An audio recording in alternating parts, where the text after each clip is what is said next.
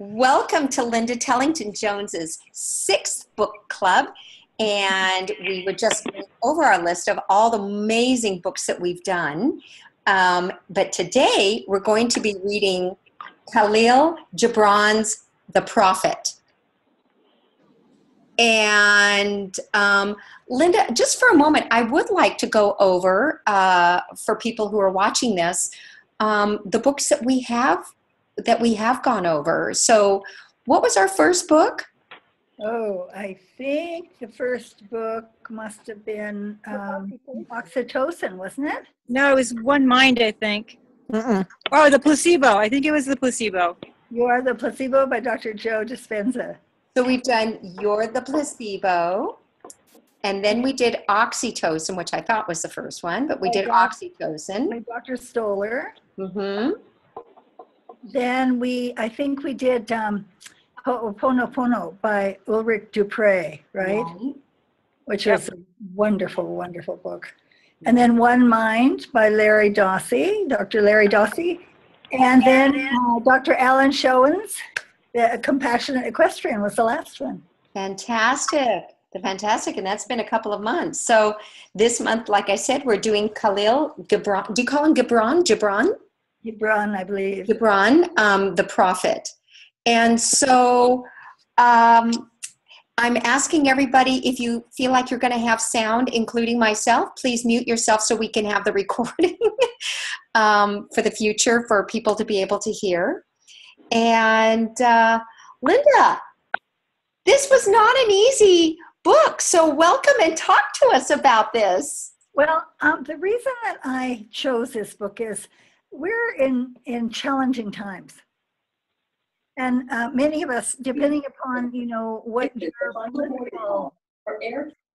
what's going on? There's some sound behind Okay, us. so everybody, hold on. I'd like... Wait.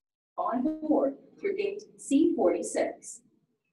Mesdames et messieurs, ceci est le dernier appel pour le... Sally, it's you. It's the airline. I'm on mute. We can hear you. Oh, I'll mute Am I you, muted? Sally, I'll mute Mute me. Thank you. There we go. All right. Okay, so sorry about that. Talk to us about this, please. So the reason that I chose this, we're in challenging times. There's a great deal of concern about the political situation, and we all know that it's still not easy in terms of economics. Linda, hold on 1 second. It looks like Eileen cannot hear us. I apologize. Eileen, you can't hear us? Okay, call in on your phone. Can you call in on your phone? Eileen, use your phone and call us. Okay, Linda, I'm going to chat with her privately. Please continue. I apologize. Okay, is it Bucky Rita? Yes, Eileen Bucky Rita. Fantastic. Say hi. So the reason that I chose this book, I find that I've spoken with many, many people over many years who've found that this book has been like one of the milestones in their lives. It's been a lifesaver in situations that were really challenging. And so I thought it was just useful to look at it at this time. I wanted to share my experience, my story, because this book has shaped my life. I think it was 1964. I was sitting at midnight in my kitchen, boo-hooing and feeling sorry for myself because my husband was sleeping with another woman. And I thought, first I was distraught, and then I thought, wait a minute, I need help. And I've always turned to books for help. And so I went to our bookshelf and I just reached up and sort of put my hand up there to see what would touch, and I pulled down The Prophet, and I simply opened it. And the chapter that opened was the chapter on sorrow and joy. And it's not exactly the same words, but the words that I lived with all these years were the self-same well from which your sorrows flow. shall also flow your joy. And when I read that, what it just came over me, this feeling, okay, come on, tears, because someday this well will be so deep and it will be filled with joy. And that's what's happened in my lifetime. And I think I bring this up because people look at my life and I have such a blessed life. And you just think, oh, well, it's easy. It's not always been easy. And in the same bookshelf, another book that shaped me during those same difficult, challenging times. And I have to say, I would not trade them for anything, because I learned to let go of jealousy and to appreciate in a whole different way without being a victim. And that's thanks to this book, The Prophet. But another book that was very close by in that bookshelf was a book by Ouspensky. And again, it's one sentence that again shaped my life. And that is, it is necessary to go through the crystallization of fire in order to hone the soul. And what I saw was this chipping away, so that lessons that I was learning, that I was looking at, instead of running away from them, the situation, I found ways of opening my heart. And today, what I think is a huge, huge help, and that is the book Ho'oponopono by Ulrich Dupre. It's something that is a book that will shape our lives. And this book on the prophet, that's the one that I had, the same cover that I had all those years. That book is another book that we can reach to in times of need. And it's the wonderful chapter on marriage, the chapter on children. Those are the ones that stand out for me. So what I thought is, and we sent this out yesterday. I don't know if everyone listening got it. This idea that maybe you just either you have a story, because we'd like to hear from each person, and it's lovely that we have only a few. So we have this really tight little circle that we can share, and perhaps by posting this, maybe it will give someone else respite or inspiration in these times, in their time. So, Elinor, we suggested you just open the book and pick a sentence. And I loved what you did when we practiced this yesterday. How you actually read the sentence was quite unique, as you are. So I just opened up the book and I pulled up and I just opened it again and it just went to the same page. So I find that interesting, to the same one. And it says on page 3, much have we loved you, but speechless was our love, and with veils has it been veiled. In other words, how often do we say we love you, but it's veiled under so many other layers of other things, that the actual real love is being cloaked, or it's got these silky veils, these other kind of visually sexy veils, but not what's really showing underneath. And I thought that's so interesting. So I had to read it again when I opened it, and it's like, much have we loved you, but speechless was our love, and with veils has it been veiled. And that, to me, I mean, it's like, that's also a statement of the time, because it doesn't have to be a love between a person and a person, but it's between a person and humanity, between humanity back to us, with us within the world. So to me, my mind goes in all of those directions. Does that make any sense to anybody else? Let's unmute them and see what they... Yes, you unmute yourselves, please, please.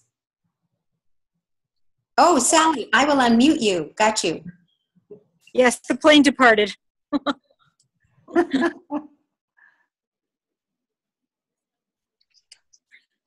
Okay, you ready? I came up with another sentence. And what is it to work with love? Wow.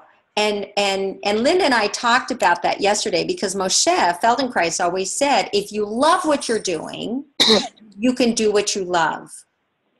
And as my father used to say, even the garbage man who picks up the garbage, when he takes pride in what he does it well. And I appreciate him so much. We don't put a label on somebody for what they do, but what they do, that they put their time and their love into it, it makes a difference for everybody. So then what is love? So, comment? I have a comment. I think that when you do something you love, yeah. Are you hearing me? Yeah. I think that when you love yourself and have compassion for yourself, that you're able to love nearly everything you do, because you see, no matter a situation's trying or not, you see the good in it and you see the lesson in it, and so you can carry on. Wow. You know, Sally, that reminds me of a statement that you made, either the last book, might have been the last book club on compassion. Compassion in, right? So that reminds me of that statement about even people who have been interviewed that had cancer, really horrible cancers, not that any cancer is not a horrible cancer, but you made a statement about they were all glad they had it. They wouldn't give it up. That they learned something, which is like, right? So they got something from it. It did something that made a change in them. And it's no different than Linda was saying, is that you wouldn't give back those moments in your life to do it that it would not have happened, because those are the pieces that grew you. Right. That's how you found out who you are. And this will be our final boarding call for Air Canada Flight 152 with service to Toronto. She figured out how to mute herself. So, would Bonnie, Lulu, one of you would like to choose it? Do you have a, what's that's still going on, right? No, it's gone. She's muted. Oh, okay. So, do you have a part of this book that spoke to you, or would you like to simply open and see? Uh-oh, you're talking to Cindy Lou. She walked away. Okay, well, we've got Bonnie is here, Ava. I don't have a book with me. Oh, darn. I have on eating and drinking, and what I liked was at the bottom of the first page, and when you crush an apple with your teeth, say to it in your heart, your seeds shall live in my body. And after our whole Tea Touch weekend, where we exchanged so many ideas about the heart, and we talked about heart math so much, that, and I read this twice. I read through it once, and like you said, Linda, it was like, well, okay, what did I just read? I have no idea. And then I went back and looked at each chapter. But that really spoke to me. And then it says, and the buds of your tomorrow shall blossom in my heart, and your fragrance shall be my breath, and together we shall rejoice through all the seasons. So all of, again, what we did this weekend, kind of those few sentences made a lot of sense to me, because of how enhanced it all was about all we did about coming from the heart and heart math, and using the M wave in this clinic that had the most amazing people together that we've ever had. I agree. Could you just read that slowly again, because it's the feeling of it, you know, the feeling of the biting into it, and the enjoyment of it, and the deep appreciation with which I can feel as you read that first. Yes. And when you crush an apple with your teeth, say to it in your heart, your seeds shall live in my body. Beautiful. You know, that's being in the moment of eating an apple. You don't just throw it in your mouth and chew it up and swallow it and say, oh, that was good. You enjoy every single bite and honor the fact that you are eating the apple, and it can grow and blossom within you because you ate it so mindfully. And look back to the tree and give thanks to the tree. Yes, yes. Beautiful. And why am I dinging? Sorry. And you're barking too. Yeah.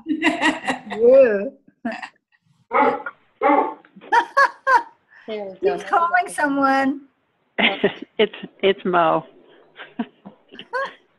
This is Okay. Renee, and I had a part about the children, the chapter with the children, that really spoke to me right now.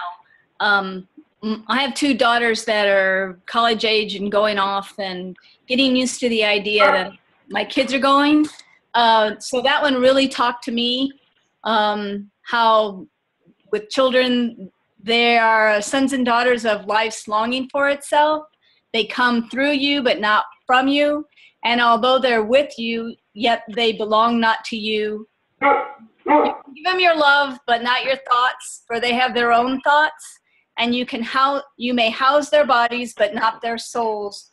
For their souls dwell in the house of tomorrow, which you cannot visit, not even in your dreams. And then it goes on to, you may strive to be like them, but seek not to make them like you. For life goes not backwards, nor tarries with yesterday. So that part really got to me, kind of getting my head together, the idea that my girls are people of the future, and that you got to let them go. So I really, really did like that chapter a lot. So that meant something to me quite a bit. That, to me, it's one of the outstanding, even though I don't have children, it touched me very deeply because it must be such a profound statement for those who are at that stage when they're flying from the nest. Yeah, it is. It was really a good one. I've read it over numerous times, so thank you for bringing the book to me. That one particularly speaks to me as well because I have two sons, and we do get to a place, as Elinor must know, that where we let them go, we launch them. We hope we've given them at least some of the skills that they'll need in life. But we just have to let them go and be okay with that. Is this Bonnie? Was that Bonnie? Lindsay. Lindsay. I couldn't hear your voice. Interesting. Wonderful. And how old are you now? 30 and 36. Hi guys, it's Vanessa. I just joined. Sorry I'm late. Vanessa. Hi. Wow, Vanessa from Texas. Beautiful. Yes. Hi, Vanessa. Hi. Lindsay. Hi. Hey. Recognize voices. Very nice. So did you, how was the book for you? Did you find any particular part that you'd like to share with us? Well, I was listening. I ordered the book and I was reading the book. And then I was listening to the rest of it today on Audible, and I really enjoyed the Audible because it allowed me to really get some more read and listened to. And the joy and the sorrow was amazing. The freedom one really hit home on me, I thought. I thought that was really touching. Do you have how the you book? can let. I do have the book. I do. On freedom, where was that?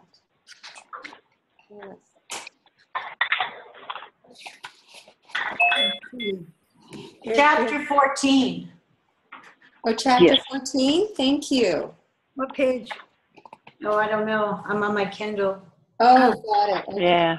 I'm getting my book right now. Okay. I tried to get my Zoom set up. It didn't quite work. Oh, page 20. Page 20, Linda. Got it. And welcome to somebody from 919 who just joined us. Who just chimed in. Hello. It's not 20 on my book. Let me see. Must depend. Huh. Well, that's okay. Vanessa, can you read it to us again? Sure. On freedom, Yeah. it said, and an orator said, speak to us of freedom. And he answered, at the city gate and by your fireside, I have seen you prostrate yourself and worship your own freedom. Are you all with me? Yes. Yeah, with you. Go on. Even as slaves humble themselves before a tyrant and praise him, though he slays them. In the grove of the temple and in the shadow of the citadel, I have seen the freest among you wear their freedom as a yoke and a handcuff. Wow. And my heart bled within me, for you can only be free when even the desire of seeking freedom becomes a harness to you. And when you cease to speak of freedom as a goal and a fulfillment. You shall be free indeed when your days are not without a care, nor your nights without a want and a grief, but rather when these things girdle your life and yet you rise above them naked and unbound. What does that bring up for you? What I got from it was your desire for freedom from things, from what you think are entrapping you, can be a yoke in itself. I mean, can hold you back in itself. It's when you just rise above it and realize that you are free to make your own choices. And that's where it was getting me, is that craving freedom from different things, like from work or from relationships or something, can be a burden in itself, a chain. Yeah. Like he says.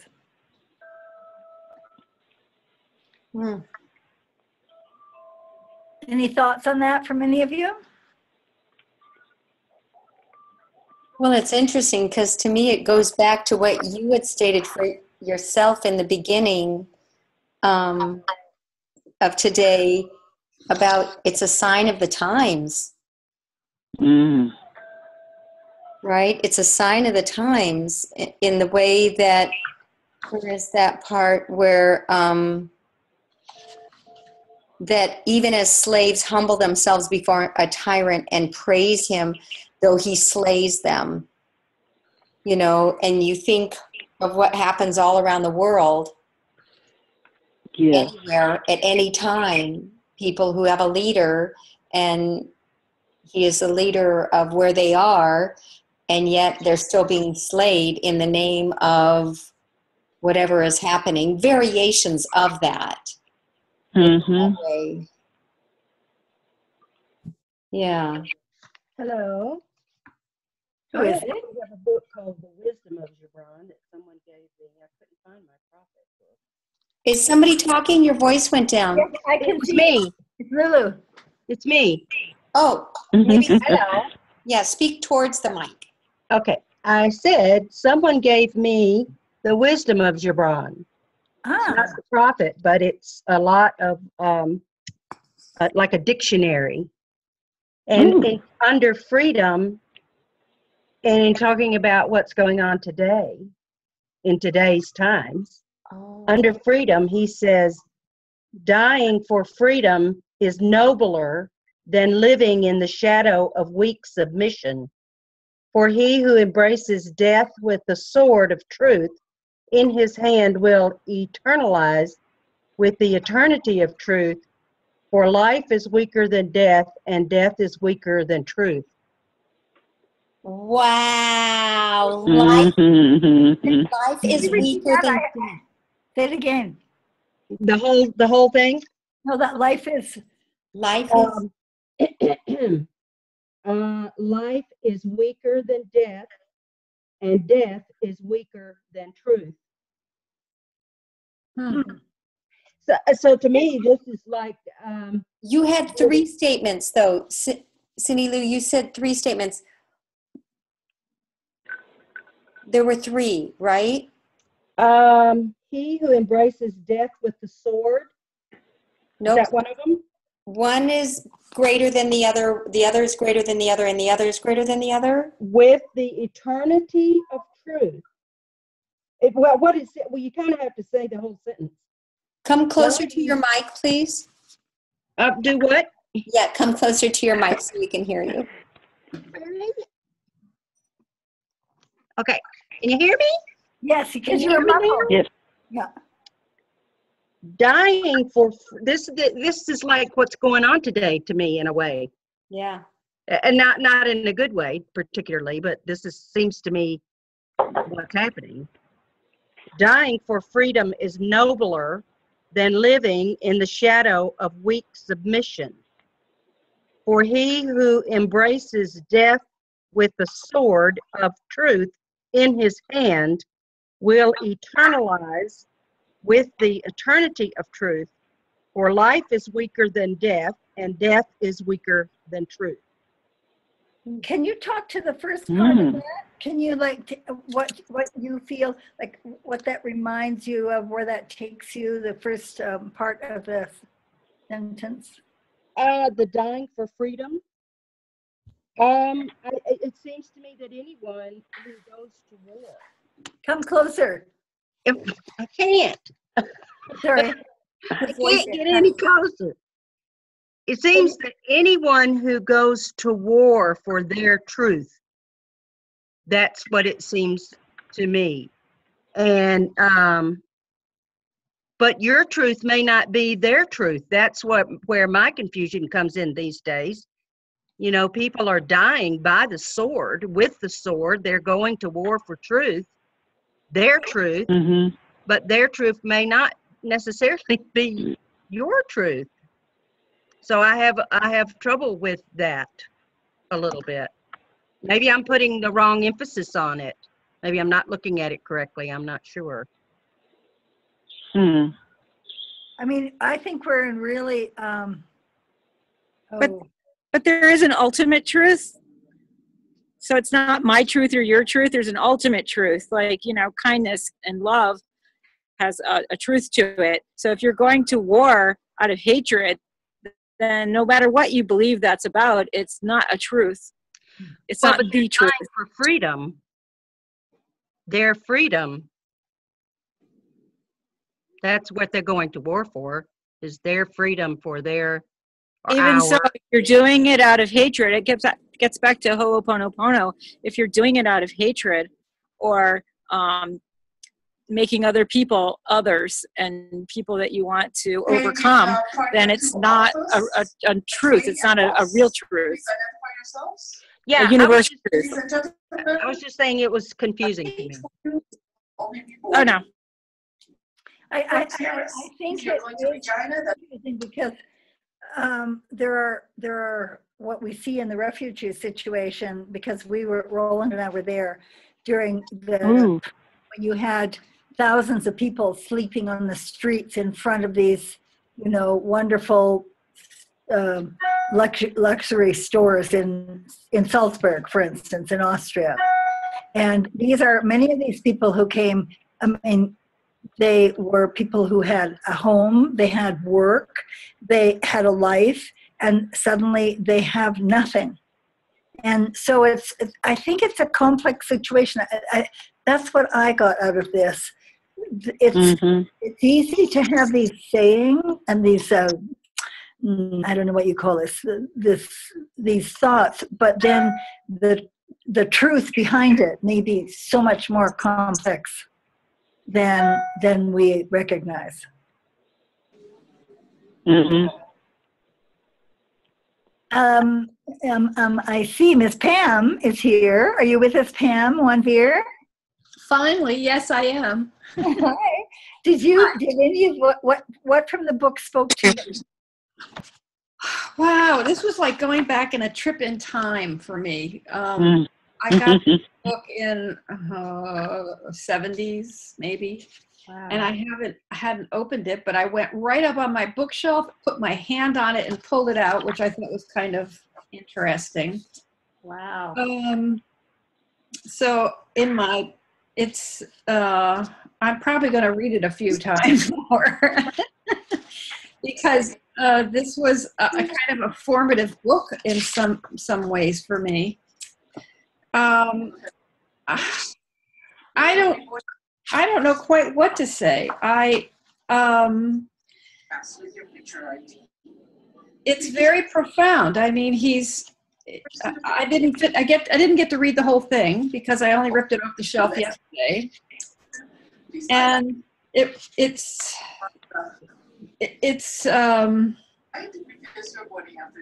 was like he didn't, at the very beginning, it seems like he's not, he's just this guy looking out for the boat to go back to his homeland. And then the next thing, they're all asking him, and he's saying all these profound things to him, like he's just this guy and all of it. But I don't know if he knew that they thought this much of him, or, it was almost like that each of us has something profound to say if we, we just, bring it in and say it. I don't know. That's kind of where I was at reading it last night, that he was just this guy looking to go back home, and then he comes down and they're all asking him for his truths or his wisdom or his comments on life or these different subjects. And I don't know. That's where I was last night when I was reading it, that how many of us have profound things to say, but we never say them because maybe we're never asked. I mean, we just live our lives. We're getting dinner. We're,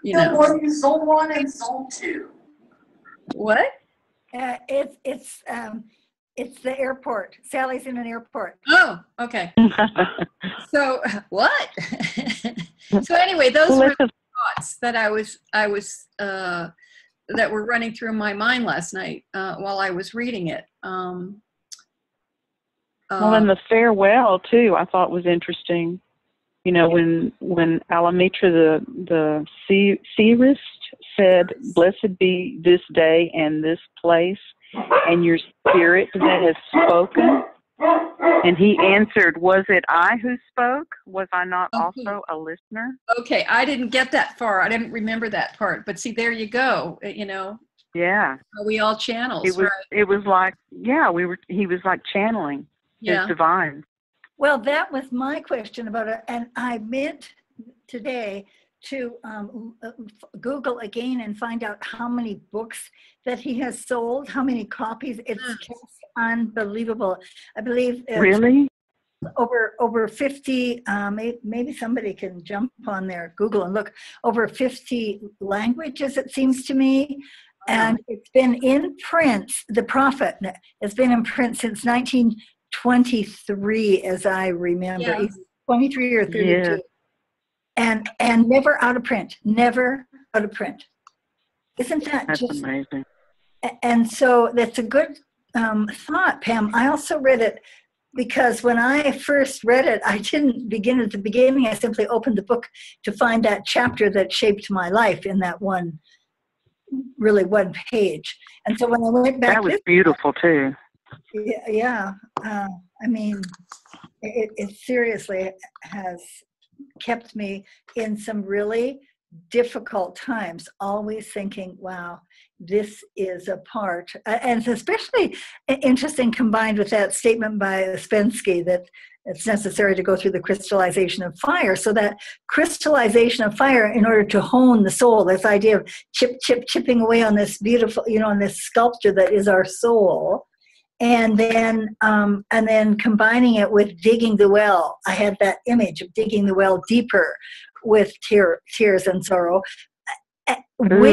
with the understanding that this is part of what's necessary for me to really come to a place of deep appreciation and enrichment. And I want to throw something in here that's really interesting. It's not really related to this book, but it's related to the way all of us, I believe, are with animals. And that I was looking for a definition of respect, because looking at animals and at people and at ourselves. But I was with Frédéric Pignon last month in France, and I was looking to describe the remarkable communication that he has with horses, and the conscious way that he uses his body, his mind, his voice to connect and communicate with them, and with the respect with which he does that. So I wanted to find another definition of respect, because all these years I've been using a simple definition based on from the root word of introspect, or to inspect, or to see. And what I found was the definition from 1560, and I have to find out from what that is, because that's all Google said is just from 1560, is that it's to see with esteem. And I think one of this things that this book does, that the prophet does, is to actually be able to relate to all we do with esteem or with reverence. It was with reverence or with esteem. And Ava, that beautiful quote that you had about, biting into the apple, if we would see with reverence or esteem, that act of biting into the apple. And I believe that's what this book does for me, even though there are parts, I have to read it over and over, and I don't really get it, but it takes me to a place of seeing this book and Khalil Gibran and what he's brought to the world with esteem and reverence. Linda, with that being said, it makes me want to delve into this in a more, even more juicily. And I would love it, like we had talked about, if we can just go through the group and everyone who's got the book or their iPad or their reader, just open it up to a thing. Just open up a page, take your eye directly to a spot, and just read that spot. And when you read that spot to us, you may need to, after you read it, go back up a sentence to give you more clarity. I found for me, ironically enough, if I read it backwards, I read it better. And it's not because I read Hebrew right to left, but I would read a sentence. I would start in the middle and just read a sentence. And I'm like, oh, that is so good. I wonder what he meant. And I went up a sentence and it made more sense to me. When I started from the top and read down, it got too much for me and I couldn't follow it. So sometimes. So I would love if we could just play with it where we just start. Cindy Lou, did you say that you've got the book? You have the book with you? You do have the book. Okay. No, I have the wisdom of Gibran. It's the wisdom of Good Gibran. enough. That's right. Good. So would you be willing to start, since I see you in the top left, and just open up your book to a statement, and then we can talk, and then we can maybe just 2-3 minutes per person, because it's 20 minutes before the hour. I would, if we can play with it that way. Okay. Sounds cool. Good. Kin, K-I-N, kin. Can you hear me? Yes. Okay. He who understands you is greater kin to you than your own brother. For even your own kindred may neither understand you nor know your true worth. There you go. I'm speechless. But isn't that true, though? All of our sisters Yes. here? on this page. I feel like it's more my family sometimes than my family. Mm-hmm. Kindred spirit. I guess that's where that word comes from.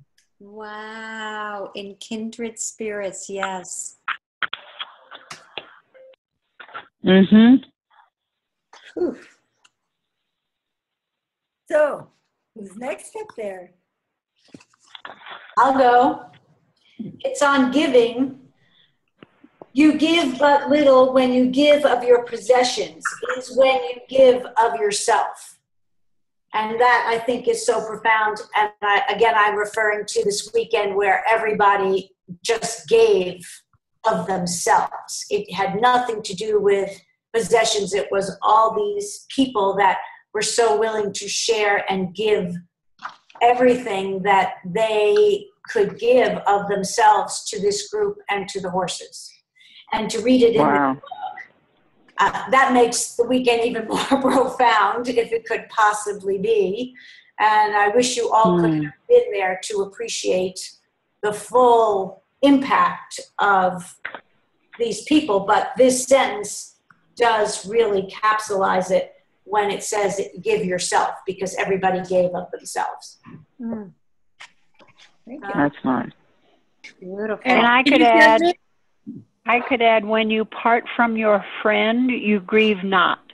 For that which you love most in him may be clear in his absence, as the mountain to the climber is clear from the plain. Ooh. Wow. Can you say that? Can Like that one. Need each one of these read twice. I'm sorry. Can you Okay. read it again? When you part from your friend, you grieve not. For that which you love most in him may be clear in his absence, as the mountain to the climber is clear from the plain. Ooh. It's about appreciation, Oh. recognition, That's nice. acknowledgement, without grief. Mm. Well, I opened to one that says, only when you drink from the river of silence shall you indeed sing. And when you have reached the mountain top, then you shall begin to climb. And when the earth shall claim your limbs, you shall truly dance. Love that one. Can you repeat it, please? Sure, it's only when you drink from the river of silence shall you indeed sing. And when you have reached the mountaintop, then you shall begin to climb. And when the earth shall claim your limbs, then you shall truly dance. Which chapter was that in? What was the heading? That was on death. On death. I love that. The concept of the silence of the Yes, exactly. I like that too. And the song. Well, yesterday I opened up one that I like. It's a little bit long. It's like little 5 little lines. It's on pleasure. Go to your fields and your gardens, and you shall learn that it is the pleasure of the bee to gather honey of the flower. But it is also the pleasure of the flower to yield its honey to the bee. For to the bee, a flower is a fountain of life, and to the flower, a bee is a messenger of love. And to both bee and flower, the giving and the receiving of pleasure is a need and an ecstasy. Yes, really. That was so beautiful, because I just came back from Yellowstone National Park, and in the Grand Tetons and all these open meadows, that there were times that wherever there were purple flowers, there were yellow flowers. And I would say to my husband, who knew that godliness in nature knew the exact colors, the color wheel of the opposite complementary colors? But then you could see the blood going from flower to flower to flower, and the pollinating. And it is, I didn't think of what joy does that give to the flower, which is different than the joy that it gives to the bee. And then what happens between the two, that they dance together in that it's an acting between the two that happens. That in nature. A reciprocity. So beautiful. Yes.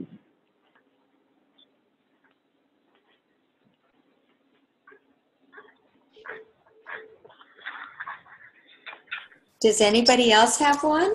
Yeah, this is Renee, and I have one on teaching. I just opened, I had pulled one up, and it was the same one somebody else had, so I went looking again. This is on teaching, and it says, no man can reveal to you aught but that which already lies half asleep in the dawning of our knowledge. The teacher who walks in the shadow of the temple among his followers gives not of his wisdom, but rather of his faith and his lovingness. If he is indeed wise, he does not bid you enter the house of wisdom, but rather leads you to the threshold of your own mind. And I really like that as kind of an educator, in that you don't want to put facts into people's brains. You want to put the ideas there that give them the ability to put the two things together and come up with the knowledge, and then they'll remember it. So I kind of... And that's so beautiful in terms of taking that from the past and the new concept of teaching, teaching with the, rather than being the sage on the stage, be the guide by the side. And that fits so, I think, perfectly with that. Yeah, that's... And perhaps I'll jump in, because what you just said, Linda, fits with probably my most favorite of the entire book. And it's this: you talk when you cease to be at peace with your thoughts. And when you can no longer dwell in the solitude of your heart, you live in your lips. And sound is a diversion and a pastime. Oh my gosh. Where was that? It's on talking. Can you repeat it? Yes. You talk when you cease to be at peace with your thoughts. And when you can no longer dwell in the solitude of your heart, you live in your lips. And sound is a diversion and a pastime. Wow. That's fantastic. And the second time, it's even more profound than the first time. It goes deeper. It's like, yeah. Wow. Because that gets me thinking, is, you know, that saying about I say and I do, but you know what I mean? The one where what I say isn't what I do, but what I do is what I mean, or something like that, because doing is an action, saying isn't always an action, right? I haven't heard that. Yeah. Bonnie, are you still with us? Who? Bonnie? Maybe she's not still with us. Okay. Linda, so we have a few minutes left. Is there another one that catches your attention? Well, let me see. I was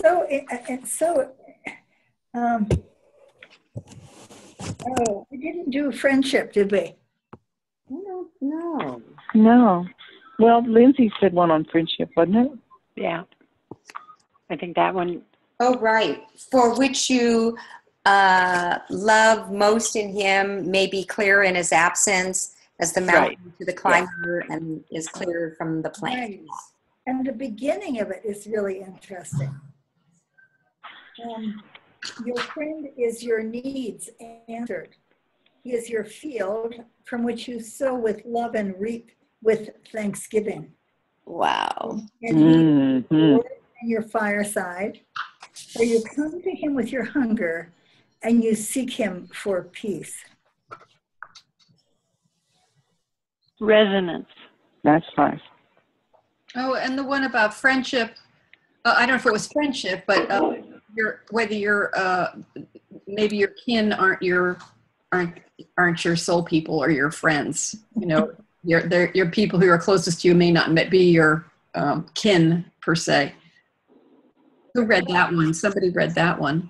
Right, and this one is so interesting. It goes on to say, for without words in friendship, all thoughts, all desires, all expectations are born and shared with joy that is unacclaimed.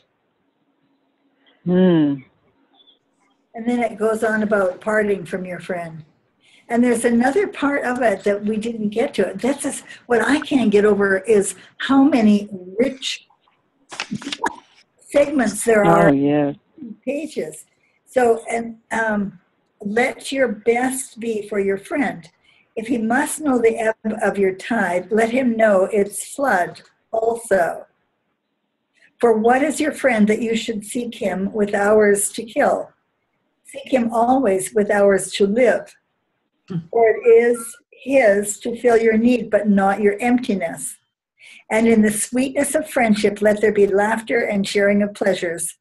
For in the dew of little things, the heart finds its morning and is refreshed. I mean, isn't that just a friendship? Perfect. Yeah. Yeah. That's beautiful. Right at the beginning, it says, your friend is your needs answered. Yeah. Yeah. It really is about resonance. When you resonate with someone, Yes. they're able to do those things for you and you for them. And in the listening, in the deep listening. Yeah. That's what we do for each other now. Here. Yeah. Yeah. Whew. So we have 5 minutes left. And I would like for us to just discuss a little bit about the next book, and then we could come back and finish this, if that's okay, or we can discuss the next book. Oh, Linda, we didn't pick a date. Oh my gosh. Oh. I don't have my calendar in front of me. But Lisa, did you just pop on?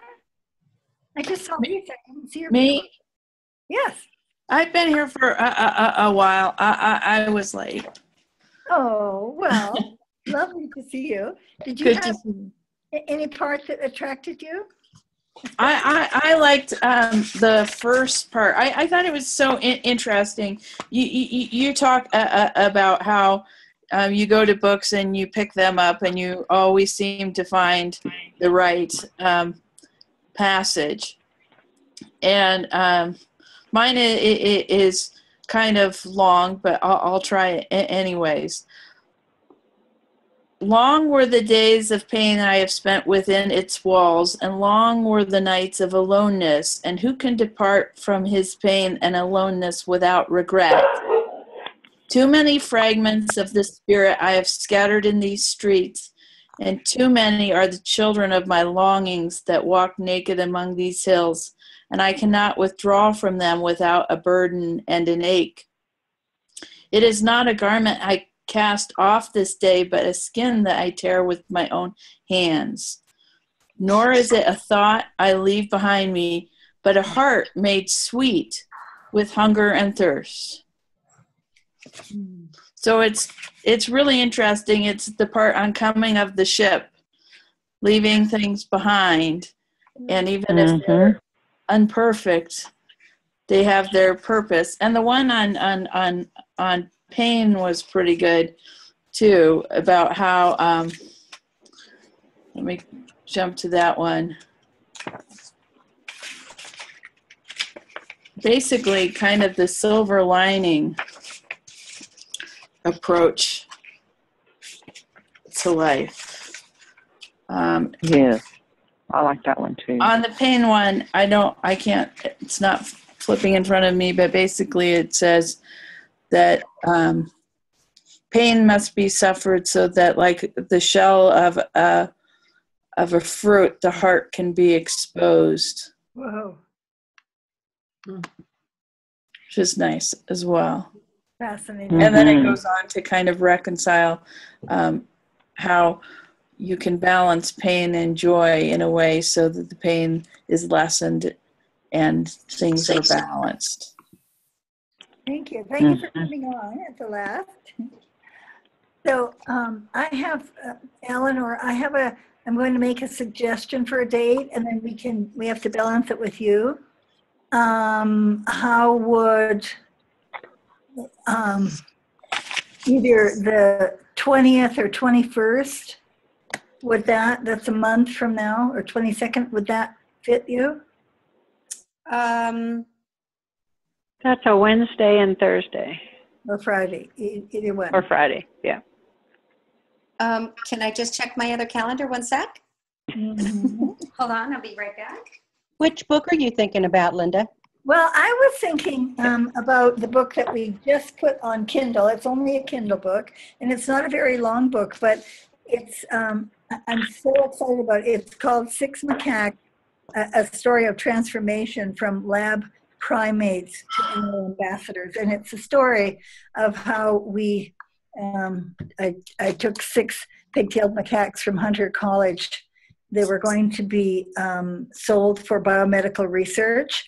And one of the PhD candidates whom I'd met at the Washington, D.C. National Zoo a couple of months before called me and asked me if I would consider seeing if they would release them to me for rehab instead of selling for research. And because they'd been for 16 years, they'd been in psychological research at Hunter College, and they lost their funding. And so I had to go and meet with the vets at Sloan Kettering under the streets of New York City. There are 2,000 animals for cancer research. And so I went and met with them, and it was a very remarkable time, which I write about in this book. And I can, actually talk more about that. But we took them to our place, and I have to tell you, this is absolutely magical happening, because I've been attempting with Sally and at the lunch breaks at our companion animal class in Rockville. I was trying, and Pam, I was trying to get this up, and it just on the 21st, on the summer solstice, I was sitting with Denise Lynch, who is the first person in the book. Her picture and her 1-year-old son is the way it's in the book. And I actually greeted those macaques, 2 of them, with her 1-year-old son. And they said they could never be put together.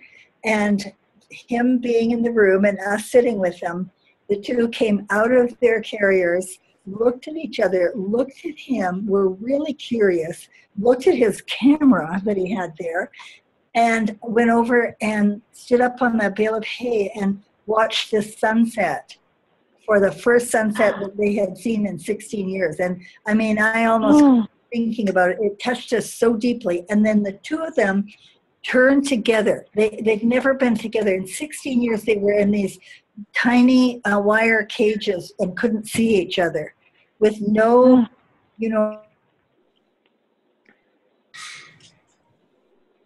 Linda. What happened? What did happen? Well, we lost her. She froze in moment in time. we might lose her, and I apologize. It is 6 o'clock, or a couple minutes after 6. I thought if I talk long enough, she'll get back on. But Well, I have to say, I was so fortunate to be in the office during that time. As was I. Yes. Yeah. Wow. I tell you. Wow. Now, not the whole Yeah. time, but in and out, and I love them. Yeah. Oh, that's wow. amazing. That's cool, Cindy Lou. Me too. Yeah, Yeah. Yeah. wonderful. And So And what Miss is the name of that again? The book? What was the name of that? 6 macaques, and then from something to animal ambassadors, from There was an research email today, something. Yeah, but six macaques will bring it up. here, we can go to Okay. Amazon and Yeah. you'll see. But it's only on Kindle. Yep, Right. it's on Kindle and Okay. it's like $5. 6 Okay. MACQUES. There, wait a minute. MACQ. Yeah. MACAQUES, and here it is. I'm gonna hit screen share. Because I always do when I'm screen sharing. There we go. So here it is. Check this out. Okay. Okay. There it is. The story of 6 pigtailed macaques who were released by the Hunter College Psychology Department in New York City in the care of Linda Tellington-Jones for potential rehabilitation. And you can see if you have Kindle Unlimited, which I don't, that's like $9.99 a month, then you get it for free. But regular Kindle, it's $4.99. Oh, there's little Gaia. Oh. Eleanor, can you hear me? Yes, I can hear you. Hey. Can you believe I lost my connection just at that last minute? I'm phoning in. Oh, you're phoning in. That's where you are. Okay. So I have 6 macaques, a story of transformation from the lab primates to animal ambassadors up on the screen for everybody to see. Oh, good. And see, you can see through these pages and even the drawings show up. Mm-hmm. Isn't this wonderful? So here are all the chapters. I don't know how many pages it is just because I'm curious, but It's a short book. Great. So there, I'm unsharing. So there's Linda. So that's going to be our next book. And Linda, you suggested the 20th or 21st. I can do the 21st. If you would like to do it in the, could we do 5 o'clock in the afternoon again, or would that not work? Well, it works for me. What about everyone else? Is that? It helps me. I like It's a good time. Okay, because we get the West Coast and the East Coast. Linda, Yeah. do we think it would be possible to have Carol at that time? Well, we can only ask her. Okay. That'd be wonderful, of course. That was Yeah. the idea, but hopefully we can. Okay. And I put 6 macaques. Because it would be so wonderful. You know, if there was a way that I could find out where these videos are, because we have short videos of the macaques, we could add to this, Eleanor. Okay, wow, fantastic. Oh, yeah. Wouldn't Okay. that be fun? Yes, are you kidding? I'm just writing this on here. Hold on. Let me just put this on here. Would that be a question for Carol? Well, I know they're here. I will talk to her. Oh, they're there. Oh, okay. Mm-hmm. Okay, there we go. There. Okay, so I just put it on my calendar. Do you have it all on your calendar? 5 p.m. Pacific Standard, 8 p.m. Wait, 6, 7, 8. Yeah, 8 p.m. Eastern Standard Time, and all the others. And which date again? I just got my calendar up again. Good. Thursday, July 21st. Okay. I'm going to be driving back from vacation, so I'm not sure if I'll be able to. We'll see.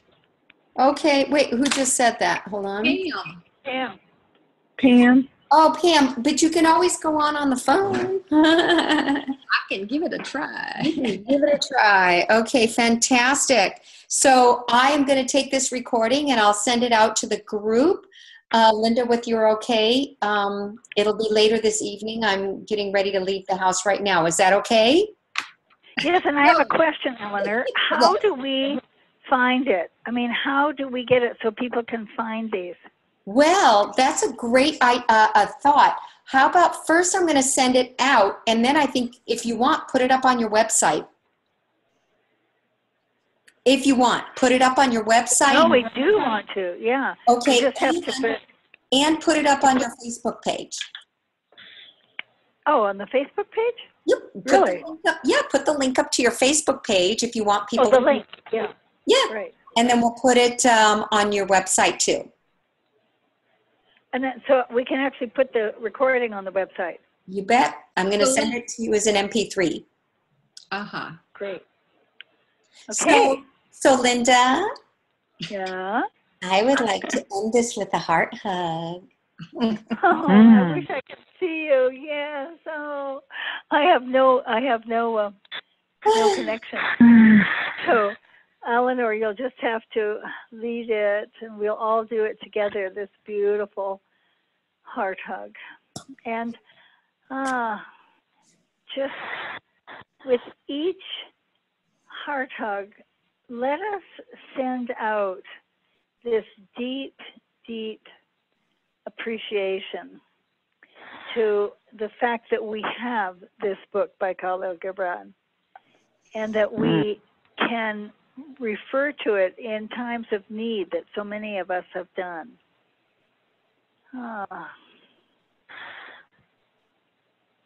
And to the friendship that we all have, I love that chapter on friendship.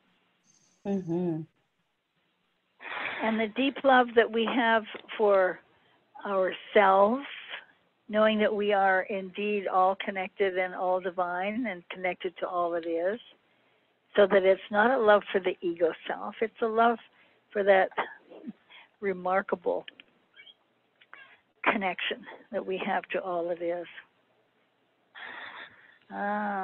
And send gratitude to every cell in our body and every part that perhaps we don't relate to quite as well as we can. With gratitude. Sending gratitude. And I want to send gratitude for Elinor for putting us up in Zoom and making this so much fun, and to all of you for coming on, and to all of those who will perhaps tune in and listen, because Simila called us last night from Italy and wanted to be on at 2 in the morning, so she's going to listen to